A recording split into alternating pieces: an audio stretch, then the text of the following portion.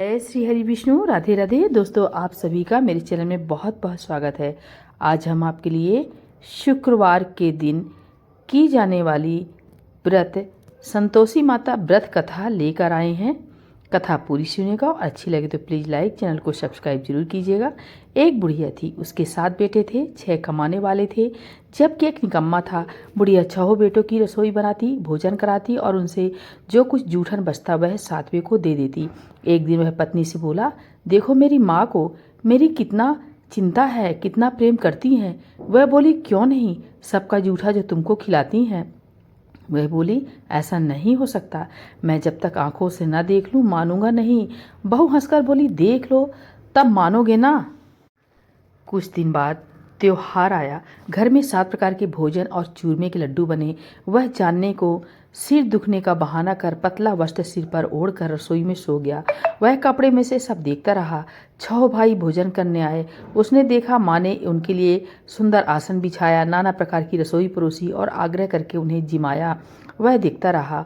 6 भोजन करके उठे तब माँ ने उनकी झूठी थालियों में से लड्डुओं के टुकड़े उठाकर एक लड्डू बनाया। जूठन साफ कर बुढ़िया माँ ने उसे पुकारा, बेटा 6 भाई भोजन कर गए, अब तू ही बाकी है, उठ तू भी खा ले। वह कहने लगा, माँ मुझे भोजन नहीं करना, मैं अब परदेश जा रहा हूँ। माँ ने कहा, कल जाना है तो आज चला जा। वह बोला, हाँ आज ही जा रहा हूँ। यह कहकर वह घर से निकल गया। चलते समय पत्नी की याद आ गई। वह गौशाला में कंडे उपले थाप रही थी। वहां जाकर बोला, हम जाबे परदेश आवेंगे कुछ काल, तुम रहियो संतोष से धर्म अपनो पाल। पत्नी बोली, जाओ पिया आनंद से हमारो सोच हटाए, राम भरोसे हम रहे ईश्वर तुम्हें सहाय। 2 निशानी आपन देख धरू में धीर, शुद्धिमती हमारी बिसारियो रखियो मन गंभीर। वह बोला, मेरे पास कुछ भी नहीं है, यह अंगूठी है, सो ले लो और अपनी कुछ निशानी मुझे दो। वह बोली, मेरे पास क्या है, यह गोबर भरा हाथ है। यह कहकर उसकी पीठ पर गोबर के हाथ की थाप मार दी। वह चलते चलते दूर देश पहुंच गया। वहां एक साहूकार की दुकान थी। वहां जाकर कहने लगा, भाई मुझे नौकरी पर रख लो। साहूकार को जरूरत थी। वह बोला, रह जा। लड़के ने पूछा, तनख्वाह क्या दोगे? साहूकार ने कहा, काम देखकर दाम मिलेंगे। साहूकार की नौकरी मिली। वह सुबह 7 बजे से 10 बजे तक नौकरी बजाने लगा। कुछ दिनों में दुकान का सारा लेन देन, हिसाब किताब, ग्राहकों को माल बेचना, सारा काम करने लगा। साहूकार के 7-8 नौकर थे।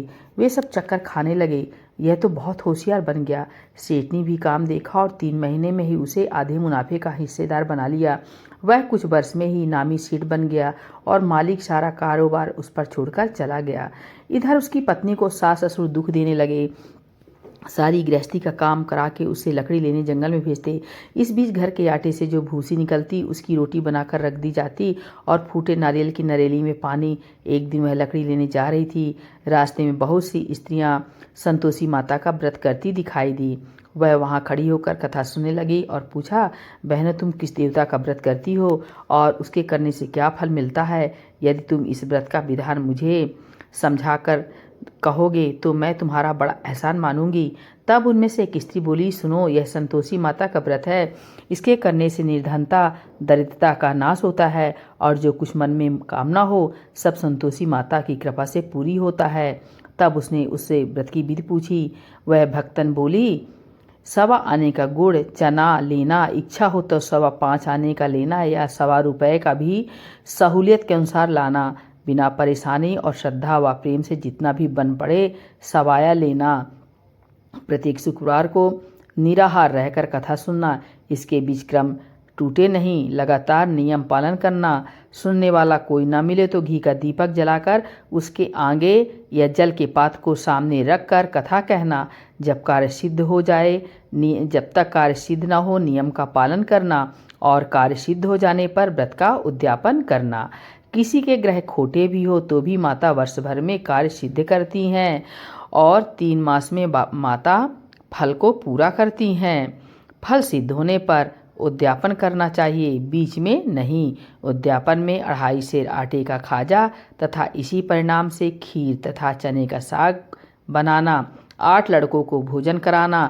जहाँ तक मिले देवर जेठ भाई बंधु के हों, अगर ना मिले तो रिश्तेदारों और पास पड़ोसियों को बुलाना, उन्हें भोजन करा यथाशक्ति दक्षिणा देना, माता का नियम पूरा करना।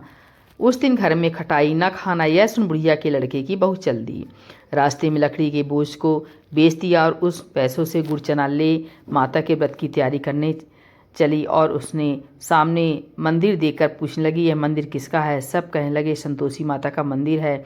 यह सुनकर माता के मंदिर में जाकर चरणों में लौटने लगी, दीन हो विनती करने लगी, माँ मैं निपटक ज्ञानी हूँ, व्रत के कुछ भी नियम नहीं जानती, मैं दुखी हूँ, हे माता जगत जननी मेरा दुख दूर कर, मैं तेरी शरण में हूँ।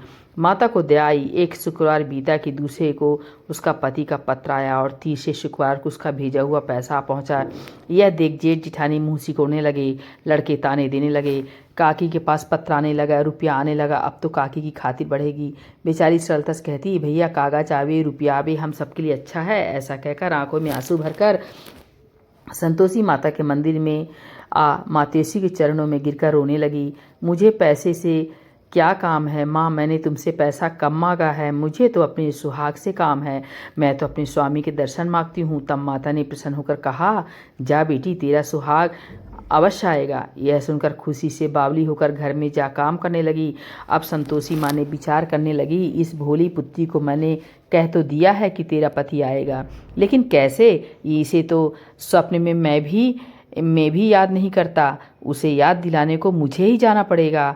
इस तरह माताजी उस बुढ़िया के बेटे के पास जा स्वप्न में प्रकट हो कहने लगी, साहूकार के बेटे सो रहा है या जागता है? वह कहने लगा, माता सोता भी नहीं जागता भी नहीं, कहो क्या आज्ञा है? माँ कहने लगी, तेरे घर बार कुछ है कि नहीं? वह बोला, मेरे पास सब कुछ है, माँ बाप है, बहू है, क्या कमी है? माँ बोली, भोले पुत्र तेरी बहू घोर कष्ट उठा रही है, तेरे माँ बाप उसे परेशानी दे रहे हैं, वह तेरे लिए तरस रही है, तू उसकी सुध ले। वह बोला, हाँ माता जी यह तो मालूम है, परंतु जाऊं तो कैसे? परदेश की बात है, लेन देन का कोई हिसाब नहीं, कोई जानने का रास्ता नहीं आता, कैसे चला जाऊं? माँ कहने लगी, मेरी बात मान, सवेरे नहा धोकर संतोषी माता का नाम ले, घी का दीपक जला, दंडवत कर दुकान पर जा बैठा, देखते देखते सारा लेन देन चुक जाएगा, जमा का माल बिक जाएगा, सांझ होते होते धन का भारी ढेर लग जाएगा। अब बूढ़े की बात मानकर वह नहा धोकर संतोषी माता को दंडवत, घी का दीपक जला, दुकान पर जा बैठा। थोड़ी देर में देने वाले रुपए लाने लगे, लेने वाले हिसाब लेने लगे, कोठे में भरे सामान के खरीदार नगद दाम दे सौदा करने लगे। शाम तक धन का भारी ढेर लग गया। मन में माता का नाम ले, चमत्कार देख प्रसन्न हो, घर ले जाने के वास्ते गहना कपड़ा सामान खरीदने लगा। यहाँ काम से निपट तुरंत घर को रवाना हुआ।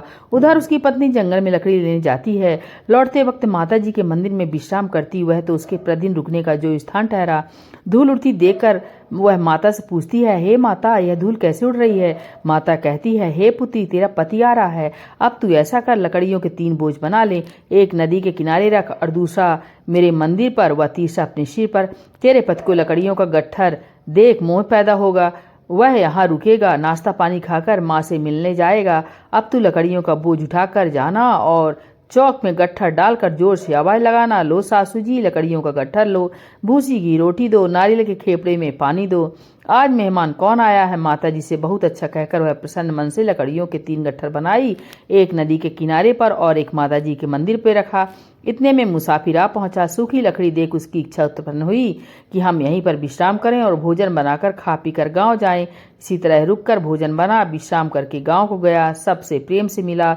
उसी समय सिर पर लकड़ी का गट्ठर लिए वह उतावली सी आती है, लकड़ियों का भारी बोझ आंगन में डालकर जोर से 3 आवाज देती है, लो सासू जी लकड़ियों का गट्ठर लो, भूसी की रोटी दो, आज मेहमान कौन आया है? यह सुनकर उसकी सास बाहर आकर अपने दिए हुए कष्टों को भुलाने हित कहती है, बहू ऐसा क्यों कहती है? तेरा मालिक ही तो आया है, आ बैठ, मीठा भात खा, भोजन कर, कपड़े गहने पहन। उसकी आवाज़ सुन उसका पति बाहर आता है, अंगूठी देख व्याकुल हो जाता है। माँ से पूछता, माँ यह कौन है? माँ बोली, बेटा तेरी बहू है, जब से तू गया है तब से सारे गांव में भटकती फिरती है, घर का काम काज कुछ करती नहीं, 4 पहर आकर खा जाती है। वह बोला, ठीक है माँ, मैंने इसे भी देखा और तुम्हें भी, अब दूसरे घर की ताली दो, उसमें रहूंगा। माँ बोली, ठीक है, जैसी तेरी मर्जी। तब वह दूसरे मकान की तीसरी मंजिल का कमरा खोल सारा सामान जमाया। एक दिन में राजा के महल जैसे ठाट बाट बन गया। अब क्या था, बहू सुख भोगने लगी। इतने में शुक्रवार आया। शुक्रवार व्रत के उद्यापन में हुई भूल। उसने पति से कहा, मुझे संतोषी माता के व्रत का उद्यापन करना है। पति बोला, खुशी से कर लो। वह उद्यापन की तैयारी करने लगी। जिठानी के लड़कों को भोजन करने के लिए कहने लगी। उन्होंने मंजूर किया, परंतु पीछे से जिठानी ने अपने बच्चों को सिखाया, देखो भोजन के समय खटाई मांगना, जिससे उसका उद्यापन पूरा न हो। लड़के जीमने आए, खीर खाना पेट भर खाया, परंतु बाद में खाते ही कहने लगे, हमें खटाई दो, खीर खाना हमको नहीं भाता, देखकर अरुच होती है। वह कहने लगी, भाई खटाई किसी को नहीं दी जाएगी, यह तो संतोषी माता का प्रसाद है। लड़के उठ खड़े हुए, बोले पैसा लाओ। भोली बहू कुछ जानती नहीं थी, उन्हें पैसे दे दिए।